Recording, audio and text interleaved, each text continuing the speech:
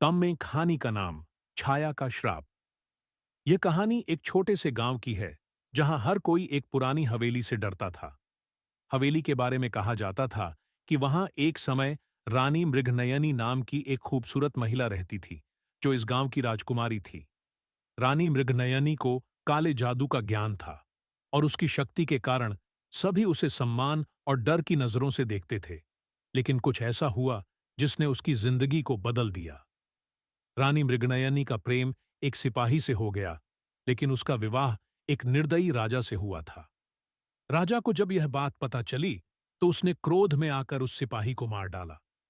रानी मृगनयनी को यह सहन नहीं हुआ और उसने राजा को श्राप दे दिया। उसके श्राप के अनुसार राजा की हर संतान दर्दनाक मौत मरेगी और उसका वंश नष्ट हो जाएगा। उसी रात रानी ने आत्महत्या कर ली और तब से उसकी आत्मा हवेली में भटकती रहती है। कई साल बाद गांव में एक युवा दंपत्ति आकाश और नेहा उस हवेली को सस्ती कीमत पर खरीद लेते हैं। उन्हें गांव वालों की चेतावनियों पर यकीन नहीं होता और वे हवेली में रहने आ जाते हैं। हवेली में कदम रखते ही नेहा को एक अजीब सी ठंड महसूस होती है। हवेली की दीवारों पर पुरानी चित्रकारी थी, जिनमें एक औरत के चेहरे पर एक अजीब सी मुस्कान थी।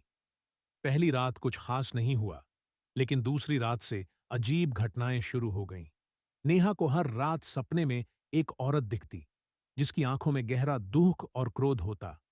वह औरत बार बार नेहा को कुछ कहना चाहती, लेकिन उसकी आवाज जैसे किसी अनदेखी दीवार से टकराकर लौट आती। एक रात नेहा अचानक नींद से जागी और देखा कि हवेली के आंगन में एक औरत खड़ी है। उसकी साड़ी हवा में लहरा रही थी, लेकिन उसका चेहरा साफ दिखाई नहीं दे रहा था। नेहा ने डरते हुए आकाश को जगाया, लेकिन जब आकाश ने बाहर देखा तो उसे कुछ दिखाई नहीं दिया। नेहा को अब लगने लगा था कि यहां कुछ गलत हो रहा है। अगले दिन नेहा ने गांव के एक बुजुर्ग से इस हवेली की कहानी पूछी। बुजुर्ग ने बताया कि यह हवेली श्रापित है और यहां रानी मृगनयनी की आत्मा आज भी भटक रही है। वह तब तक चैन से नहीं सोएगी जब तक कोई उसकी कहानी पूरी तरह से सुन नहीं लेता, बुजुर्ग ने कहा। नेहा ने ठान लिया कि वह इस रहस्य को सुलझाएगी। उस रात उसने रानी मृगनयनी की आत्मा को आवाज दी और उसकी सच्चाई जानने की कोशिश की। रानी की आत्मा ने नेहा को अपने दर्द भरे अतीत की पूरी कहानी सुनाई और कहा कि उसका श्राप तब तक नहीं टूटेगा जब तक कोई उसकी सच्चाई को दुनिया के सामने नहीं लाता।